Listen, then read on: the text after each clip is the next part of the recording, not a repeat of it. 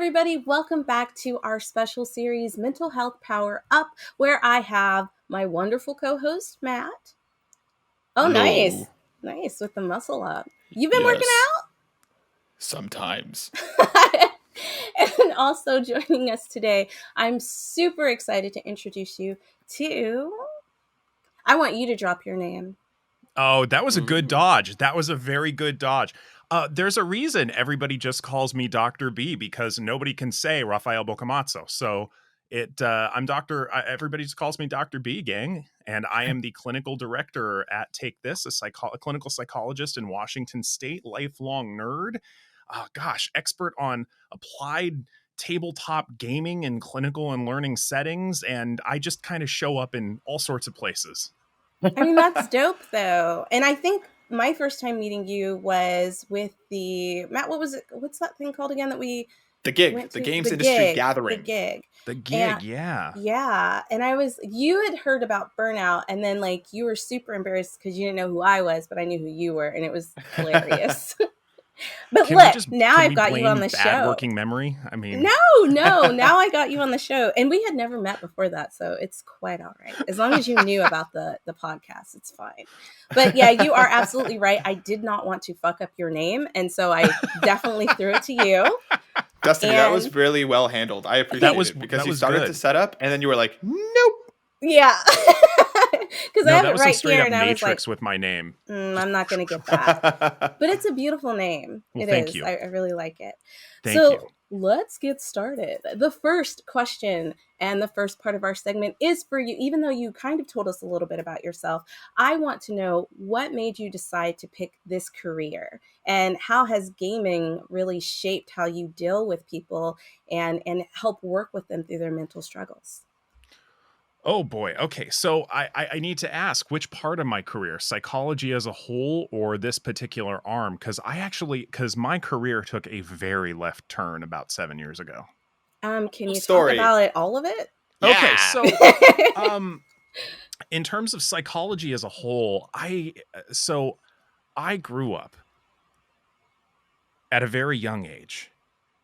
And that's where I was born. I don't know. I'm thinking about where to start this. It's almost a question of how really personal to get, because it's kind of sad, and it's kind of it inspires me in a lot of respects, because I grew up undiagnosed on the autism spectrum. I mean, autism diagnosis, especially in adults right now, is about 20 years behind the times when you compare it to even ADHD, which is still behind the times. Mm-hmm. And they missed it. Everybody missed it. My professors missed it. Everybody missed it. And I grew up being completely ostracized. I was the weird kid that was lucky to be included in some cases, because I just see the world very differently, largely due to my autism. I liken it to being a Linux in a Windows world. My operating system is just different, and I'm never going to be a Windows computer. Mm-hmm. And so the truth is, I got into this because I don't think anybody should grow up the way I grew up. No, but I want people to I want people to have a place where they can be them. I want to, if I can help people find a place of community and inclusion and like-minded people who share experiences, then great. So I always wanted to go into a helping profession of some kind. And it turned out that people were kind of my special interest. For those of you who are autistic or know folks on the spectrum, you know what I'm talking about. I get really into people. I find people just fascinating. And so psychology seemed the logical way to go. Mm-hmm. However, my first internship, my first practicum, for those of you who understand the technical difference between psychology internships and practica, and anyway, it was at a prison, and I loved working there. Couldn't stand the staff. Loved the guys I worked with, and I liked it so much. I went back for my final internship to the same site, and I worked there for almost 3 years in total. Wow. And I thought I was going to end up working in the prison system because, part of being in a helping profession is you go where people need help. And I mean, we can say a lot about the U.S. justice system, as well as the mental health system in the United States and how it basically funnels people into the carceral system as a de facto mental health treatment. But that's a very different soapbox than what I'm here to talk about today. And so about 7 years ago, I started volunteering for this tiny organization called Take This. And actually almost 8 years ago now, in their very first AFK room, which is a mental health support room that we've been running since 2014, at the very first PAX West I attended, and I volunteered there every day. I loved everything about it. I did the same thing in 2015, and then when the end of 2015 rolled around, the higher ups at Take This, they called me and they said, "Hey, so our clinical director, Dr. Mark Klein, our founding clinical director, he got a full-time gig at another location that's going to require all of his attention. Do you want to interview for his job?"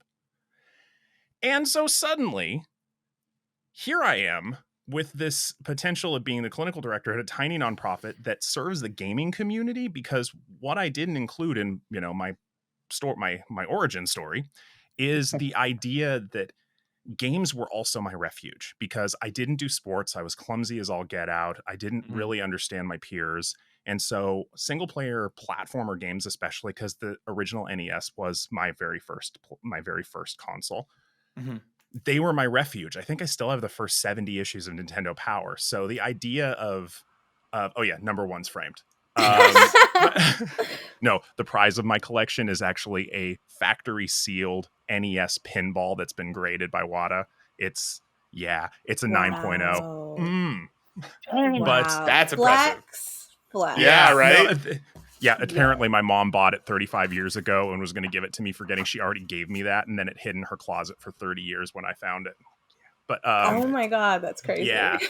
So the idea of being the clinical director at Take This, which was at the time the very first and at the time only nonprofit really serving the mental health needs of the gaming community, it was a dream come true. I get to merge my love of gaming with my love of psychology and help my people, gamers. It's great. And so I've been here ever since, and I'm not leaving until they, haul my lifeless carcass away. I really appreciate and respect the fact that, you going through what you went through growing up, and you turned around and looked at the situation and you said, how can I help others who, to not go through the same things that I went to? Because I feel like that takes a lot of strength to look at a situation like that and turn around and say, let me be the person to, to start making a difference. And that's fantastic. So kudos to you. I respect that so much. That's incredible. Absolutely. And I think one of the things that we've taken away from this is that a lot of the people that we've talked to have come from kind of like similar situations where they felt orphaned or ostracized. And because of those feelings, they wanted to help. And I think that's great, because there's so many people excuse me, out in the world who, because they had a bad time, feel that other people should also struggle. Because I struggled, you should struggle, which is such a shitty way to look at things. So I love that you're doing it for us, because we're gamers and we've all had our mental struggles, and that I'm sure for you it's also kind of a bit therapeutic to be talking to people who are into the same things that you're into and to help them. So that's really cool. And I liked your origin story. So thank you for sharing. Well, thank you. I going through academic training, there's a lot of that hazing mentality in academia. I had to suffer, I had to struggle, so you're going to do it too. I actually had one supervisor literally say that to me. And wow, that's just messed up. Yeah. That is absolutely, I got to give a shout out. I got to give a shout out to some dear friends over at the wonderful nonprofit Game to Grow, Adam Johns and Adam Davis, the Adams, who they are walking, living examples of the idea that a rising tide raises all boats. And really this idea of losing competitiveness, just helping each other out. They are shining examples of that. And I got to thank them for being good mentors in that respect. What was it called? Game to Grow? Game to Grow. Ooh, I'm going to ask you about that later. Okay. No, you go for it. They're lovely people. So moving right along into our second segment, we wanted to talk to you about burnout. And I know when we talked in our emails, you were very passionate about talking about burnout. So I am excited to hear what you have to say, because I mean, like, full circle, that is what our podcast is about. That's why we call it Burnout Brighter, because we've all dealt with it at some time and at some level. So if you could share some information to our listeners about how to deal with it, maybe some healthy ways to go about it. And yeah, the floor is yours. Well, I appreciate that. First of all, I want to define it, because burnout is one of those terms that I think we throw around a lot with a lot of assumed understanding of what it is and what it isn't. And I hear a lot of people talk about it like it's exhaustion. It's being tired. It's being a little overworked. And that's not burnout. Burnout, I mean, if burnout was just being a little tired, and then we take a week-long vacation to fix it and everything was good, then us three wouldn't be having this conversation, and I would just be advocating for lots of vacation time. Okay. Right. But burnout, yes, exhaustion is part of it, but the most common model used for burnout, it consists of three things. Okay. Exhaustion. Cool. We get that one. Ineffectiveness, like you really aren't as good as your job as you typically are. And finally, depending on what you read on it, they either call it personal detachment or cynicism. And they're kind of saying the same thing. You just don't care. You might even be getting angry and irritable about things. But the thing to remember is that in all of these cases, burnout is chronic. It is long-term. It is appearing in a lot of different aspects of your life. And the people I know who have experienced full-fledged burnout, they're struggling for months, for years. They cannot work. It takes them a long time to recover. And so burnout is no little thing. In the same way we might talk about, oh God, I'm like burnout on burritos, or first of all, I don't know how, because I think burritos are like burritos are life. Oh God, yeah, seriously. I mean, there's so much variety you can have with them. How can anybody get burnout on burritos? No. I will say this really quick before you get serious again. California has the best Mexican food out of the United States, especially Southern California. So I'm sorry for any other state who thinks they have the best Mexican food. You don't. All right, go ahead. Sorry about that. Well, incidentally, being in Seattle and being close to the Canadian border, the first time I was in Canada as an adult, I was hungry, and I thought, I don't know where to go for food. You know what? Let me go get a burrito. It's hard to mess up a burrito, I thought. Apparently, when you don't border Mexico as a country, the Mexican food is yeah. the Vancouver burritos let me down. I'm sorry. On behalf of Canada everywhere, I'm sorry. It's on me. We've had Mexican food in South Korea. You haven't had terrible Mexican food until you've had it in South Korea. So I'm game to try this. I'm going to try and find the worst Mexican food in the world. That's a whole series waiting to happen. That is Let's a whole call Netflix. Series. Let's call Netflix. Yes, absolutely. I'm down to watch it. But so in thinking about those three dimensions, and those are a model that were created by a psychologist named Christina Maslach way back in 1981-ish, and we still use that model to this day. There's really 6 different factors that contribute to burnout, and these are systemic factors. And this is one thing I want to tell anybody who's listening: if you are trying to fix your own burnout on your own, good luck with that. Because very often the factors that lead to burnout have very little to do with you. They have to do with environmental mismatches. They are systemic. And so this is part of the reason I get a little miffed sometimes when I see companies trying to give individualized solutions to burnout problems without changing the system in which employees exist. Okay. Because vacations do work short term for fixing the exhaustion aspect of burnout. But if you're still coming back to the same environment, then you're still going to crash. Yeah. Right. I totally get that. I feel like I felt that way definitely at the last job I had when we were in South Korea. I just started hating everything. Like I was just so angry all the time, and I just did not want to fucking be there. Yeah. And I'm sorry, Matt had to deal with a lot of that. I was just so unhappy all the time. Yeah. But part of that too is that like for me it gets very cyclical in the way that too like I get upset and then I get upset that I'm upset and then I continue to try to do what I'm doing, but then I just get stuck in this cycle where it's just like I know I'm good at this, I know I enjoy this. Why aren't I enjoying this now? And it's like same with Destiny. Destiny's one of the most fantastic teachers I've ever worked with. I know she's great at this. Why isn't she happy? And then you get stuck in this just cycle of like, and there's no real way to break out of it, like you said, because nothing's ever going to change if you're doing day to day doesn't change as well. Right. And so that's why I really want people to think about the environmental considerations. And this is why so much of burnout is a top-down issue. It's not an individual issue. And solutions to burnout cannot come from one or the other. They have to come in coordination with both. Individuals have to be able to give input to the system, whether it's the hierarchy, whether it's whatever. If you don't have any autonomy to do that, then you're still going to remain in that burnout state, which is incidentally one of the 6 factors that contributes to burnout. It's a sense of control. If you don't feel a sense of control over your job, how you do it, your deadlines, etc., then that contributes heavily. And I mean, think about how many dev cycles we all hear about where people just, I had a bunch of work thrown on me and I had no say in how it was done. It was basically that Alfred Lord Tennyson, ours is not to question why, ours is but to do and die type thing.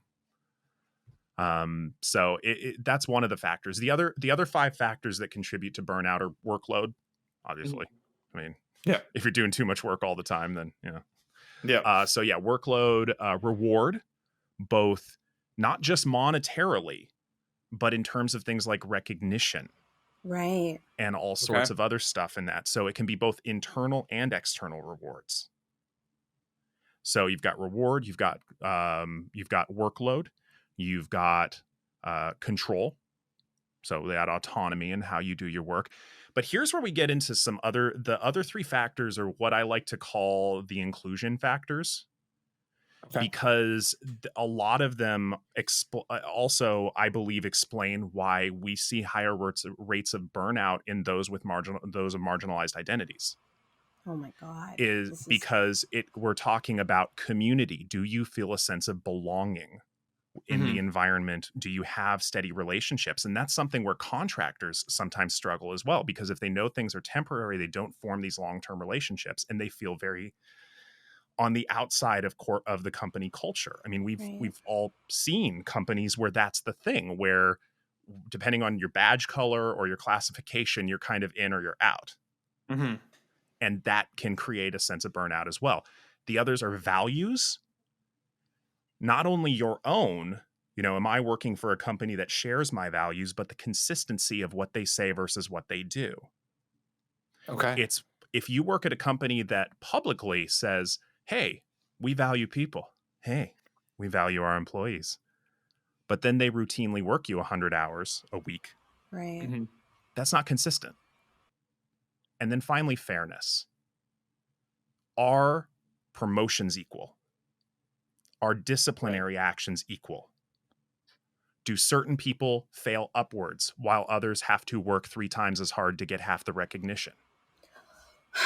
You are speaking my language. Oh my God. I feel like I'm going to cry because I'm serious, because I feel like I felt all of those things when I was in South Korea. Like I was the only Black person at our job. So like when a lot of stuff was happening with like George Floyd and I'd want to talk about it, I didn't have anybody to talk. Like nobody cared. It's not like Matt didn't care, but do you know what I mean? Like it wasn't something that was at the forefront. And then the recognition, and then feeling like I have to work twice as hard, and the situation where like one of my workers was offered something, and then I had been there for such a long time and also told that I need to kind of step up and be like the academic coordinator, but still not offered the same amount of pay as someone who had just been there for a year or two. Right. And it was, I think it was all of it coming together, and you saying all of these things just makes so much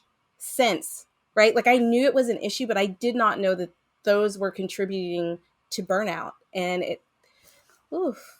It's Yeah, I mean, I think the last statistic I looked at, I mean, if we want to just taking out the fact that you were outside of your home country, you Mhm. were in a completely different culture. right. Even in the United States, where, nationwide, we're talking about like 1 in 6 folks are black, but I think it's something like 1 in 50 in the game industry. Yeah. And so it's hard.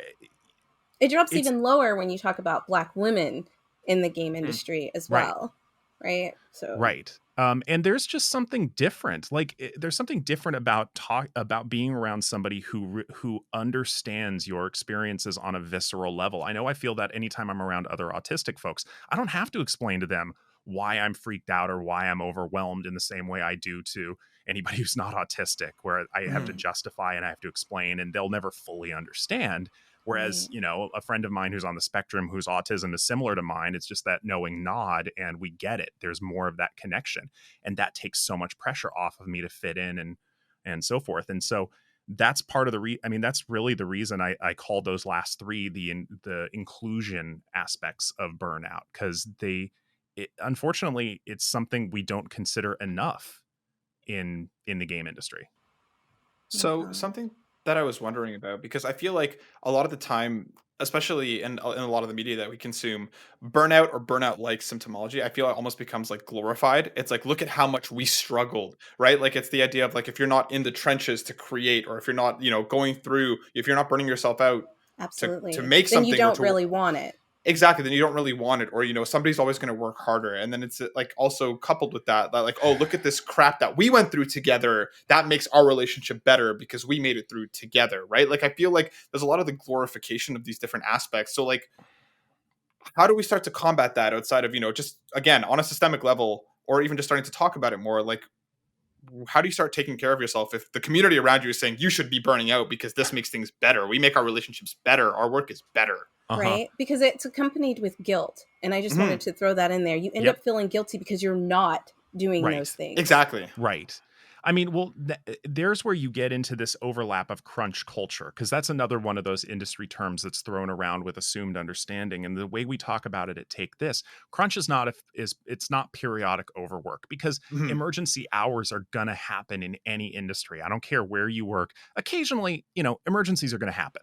Right. Right. That's fine. But when we talk about crunch, we talk about an overt or covert culture of implied or explicitly expressed overwork. And we're not taught, and most of the time it's not paid, with the exception of like pizza parties or Chinese food or whatever. And that's Right. great. So Mhm. now I'm getting, unhealthy food on top of the lack of sleep and lack of exercise, and lack of pay. Mhm. These things go together. And so, to get to your question, one, get rid of this romantic notion that creativity is from suffering. Okay, that's Mhm. BS. The truth is that we think better when we're rested. We have better ideas when we're rested. We're more Absolutely. effective when we're rested. Mhm. The sleep does not just nourish the body, it nourishes the mind. And also bring in different voices. Mhm. And I don't just mean that from a perspective of, social justice, though, yeah, that's important. Let's talk about this from a pragmatic perspective. If you have the same ideas throughout your corporate culture, you're going to run into essentially groupthink. And you're going to Mhm. run into problems because there's nobody to say, wait a minute, this is unhealthy. We need to change it. Mhm. But on top of that, your games are going to get stagnant, frankly. Yeah. I I love, within the tabletop RPG space, this push within the indie community towards non-Western European mythos. Mhm. Um, the Islands of Sina Una, amazing, amazing source book from the indie circles of tabletop RPG that's all about the pre-colonial mythos of the Philippines. And it Okay, That's is that's really awesome. cool. fascinating. Yeah. Absolutely fascinating. I want more of that. So, one, bring in new voices, because they're going to tell you when you're doing things wrong. Also, you have to listen to those voices too. Yeah. Mhm. Um, they're going to tell you if you're doing something wrong or you could be doing something better. They might help you make more healthy decisions in the long term, even if it's stressful to do short-term change, because it is stressful to do short-term change. Right. And get rid of this idea that you have to suffer for your art. It's BS. Mm-hmm. It's complete bunk. You do Yeah. better work when you're rested. I mean, like, look at the most recent story over at Polygon that what just broke yesterday about the, TT Games, the creators of the Lego games, and the crunch and the burnout that's built into their schedule. Forget even, the emergency hours, which, like you mentioned, it happens, but Right. just they plan for it. So like, Mhm. so systemically that makes sense. What about on a Right. personal level? Like, if you're stuck in the system, what can you do for yourself to kind of help deal with the mass symptomology of all of this? Well, on an individual level, I can't tell people what to do because you're all. I don't want to say you should do X, Y, and Z because Okay. I don't understand the nature of your situation. Like, Right. there's a Mhm. systemic power imbalance there. And I don't know. I don't want to say, well, you shouldn't show up to work because maybe you're, $50,000 in debt and you've got things that you have to take care of. That Yes. I get that. I understand Yep. that situation. And so for me to tell you, well, you just shouldn't show up to work, that's going to pile guilt onto the situation already. Yeah. What I can say is that change needs to come from the top down. Individual folks can't do this. So if you are a manager, if you are leading a team, even if it's a team of 5, be the change you want to see. Okay, people follow your example. Mhm. And if you're at the C level listening to this, it makes so much more business sense to retain people. It Yes. costs you money to burn people out. It costs you money to retrain people. It costs, and you're going to get better, more diverse ideas. That's going to get you better games if Mhm. you bring in and listen to diverse voices. So Yeah. at the individual level, okay, I know I just said my spiel, but let me give you some individualized tips. Thank Mhm. you. One of the things that's been recommended is essentially psychological separation from work. Basically, being not thinking about work when you're not there. When you're working at home, it's even harder, but there's some things that we've heard suggested. One, I knew somebody who had this great ritual of commuting to work when she worked at home. She walked around the block before she started work and afterwards. That was her commute. Okay. I And it like became a that. transition ritual for her to know I'm at work versus I'm not at work. If you have the luxury of having a separate space that's just for Yeah. work, I've been working at home for 6 years, so I always make sure I have a separate office. Mhm. Do that. That gives me lots of visual cues that I'm at work versus not at work. If you can't do that, other things people have done is having 2 keyboards. One snazzy keyboard for gaming, one boring keyboard for work. The little things. It's little things. It's basically creating cues that allow you to have separation. I don't like the term work-life balance. I like work-home separation. Okay. Another one I've heard is have a group of friends that you find supportive that have nothing to do with your job. Yes. Because you know what happens when you're hanging Yes. around You coworkers, start right? talking about work. Yeah. Right. Absolutely. Yes. No, I get that. I think I've always kind of like had that ingrained, which is why, Matt, it took you so long to get me to go out because Matt was like, come on, let's just hang out. We'll have everybody at work. And I was like, I don't hang out with people at work. Like work people or work people. And then I have outside people, you know? Mhm. And I've just always been that way, like keeping it separate. But yes, if you could have the luxury of having friends outside of work, that doesn't mean you can't be friends with people you work Right. with, but definitely have time to spend with people who don't care about what's going on at work and aren't going to bring up topics about work and Yeah. what fucking Chad did yesterday by Right. the cooler. You know what I mean? Yeah. No, there's benefits to both, and I try and have both. That I have my friends from work, and we just get it. And sometimes we ruminate on things, and sometimes we just nod and have a beer. Mhm. But then I also have my friends from outside of work who, if I start talking about, that was Nicole Carpenter's was that Nicole Carpenter's article you brought up with Polygon? I think it was. I'm blanking on the Okay. author. Let me double check. But either way, I couldn't have that exchange with my friends from outside of the industry. I Right. couldn't ask that question. They might barely know what Polygon is. So we have to build our friendship on something else. Over the course of the pandemic, I had a group of guys that I've known for 20 years from my neighborhood that I grew up in, and we'd play Earth Defense Force 5 every Friday. And they don't care about what's going on in the game industry. They care whether I'm doing my part to splatter alien bugs. Right, yeah. And that's very quickly, that's Jack Yarwood's article. Oh, cool. Polygon. Awesome. Yes. Yeah, excellent. Well, thank you for those tips. I really appreciate it. And I did not know how much this was going to resonate with me, but like I knew it was, but like you literally like spoke so much truth into my experience that like I could not really explain, because I couldn't understand why I was so angry all the time. And even at work, I was just angry and I didn't want to be there. I didn't want to talk to people. And I knew like some of the things, but like I didn't know that they were factors to that. So if any of our listeners are feeling this type of way, like it very well could be that you're experiencing burnout, and you might not even realize it. You might just think, I just hate my fucking job, but there are reasons why you might hate your job. So thank you again for that. No, That not was a problem. amazing. And jumping into our last segment, because we're all gamers here, I would like to know what game like you would go back to that's I don't know, maybe you were going through a tough time and it's kind of like you're one that you go back to and pick up, or maybe just a game that's like really changed your outlook and made you kind of be like, yo, I love this. This is what I want to do all the time. Like, okay, so I have two answers to that. One tabletop, one love one it. video game. Okay. Now I'll start with the video game one because it's a little sadder, but it's also it was just a monumental experience in my life. So I was 10 years old and my parents had just split, and I had struggled with various body aches, especially stomach aches, my entire life. But I'm 10 years old. I have these mysterious stomach aches. A lot of people thought he's faking it. He's just trying to get out of school and so forth.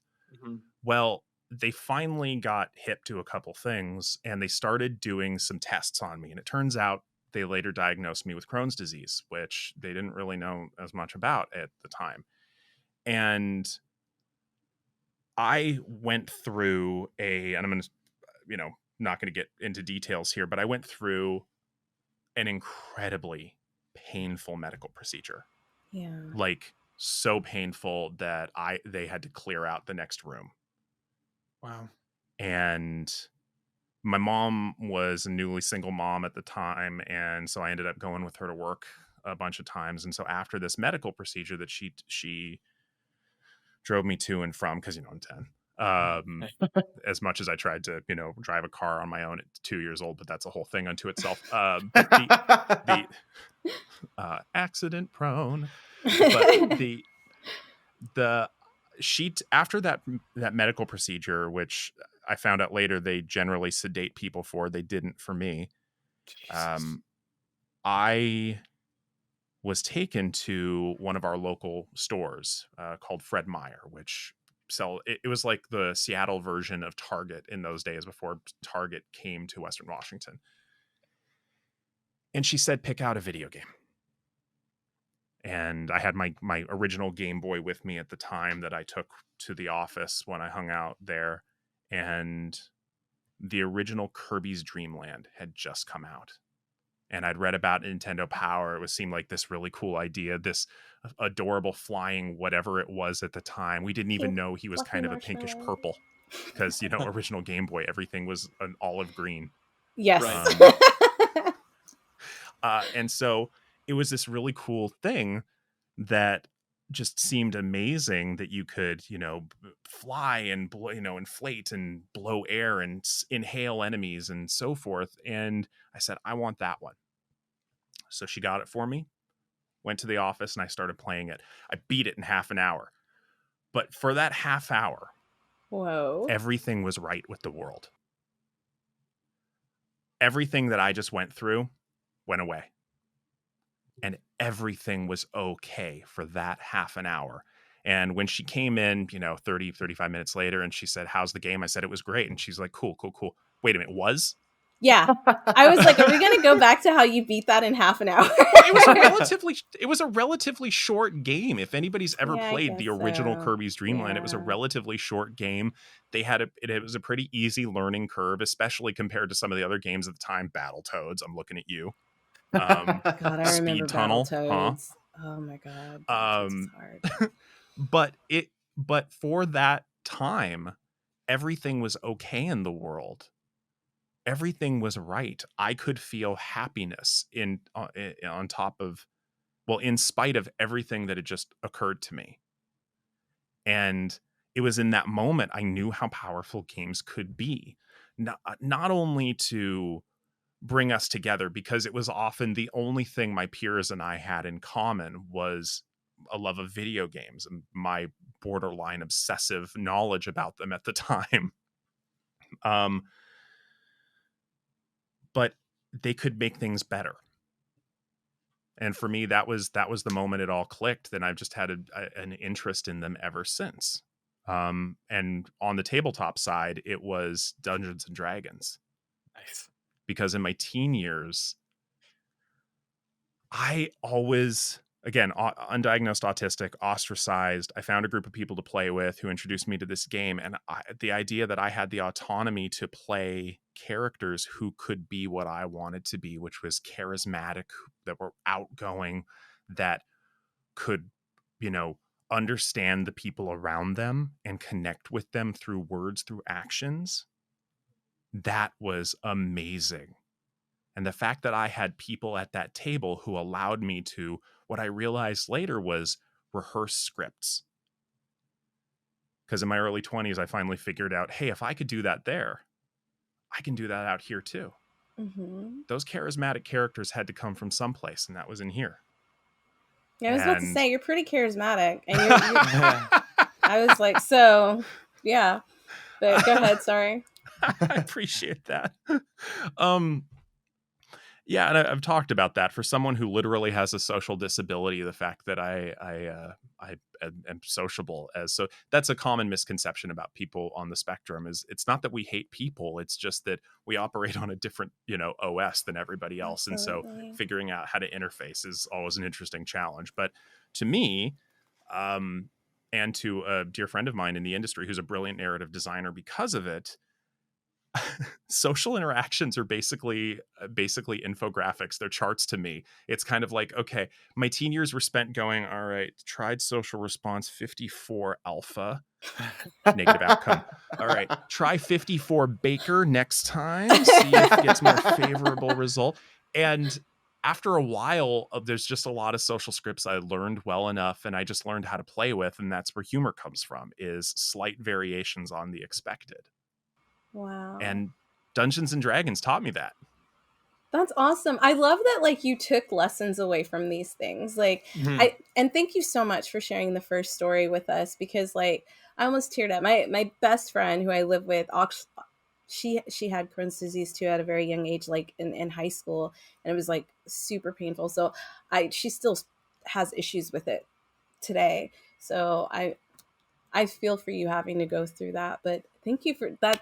Oh my God, you've shared so much, like your origin story. This was incredible. And I just want to say, I don't know you personally, and like we didn't grow up together or anything, but like I think you have accomplished so much, and I hope you're proud of everything you've accomplished. I'm dead serious. I'm not just throwing out compliments. I'm not brown nosing. You come across as so charismatic. Even the first time I met you, you're so cheerful, and like you seem like a people person. For you to be like, I really enjoy just like learning about people. Like, I think you have found your calling, and you're doing an incredible job at it. So very kind. Also, thank you for coming on. Yep. Because we are wrapping up the end of this episode. But before we do, if people want to find out more about you, where to find you, can you drop your socials for us, which we'll also put down at the bottom so you guys can just be lazy and click. Yeah. Well, before people follow me on any socials, who they really should be following is takethis.org. And you can find Take This on all the socials at takethis.org, because we were like I said, the very first mental health nonprofit to serve the game community. And our whole mission is to destigmatize and educate people on mental health matters, especially within our games community, whether it's the industry side, though we often have a heavy focus on the industry side for that top-down change. Make sure to follow Take This at takethis.org. Go check out all the free resources we have, including a whole ton of therapist directories, et cetera, et cetera. If you choose to follow me after that, you can find me at the Dr. B on pretty much all the socials. That's TheeDoctor, B as in boy.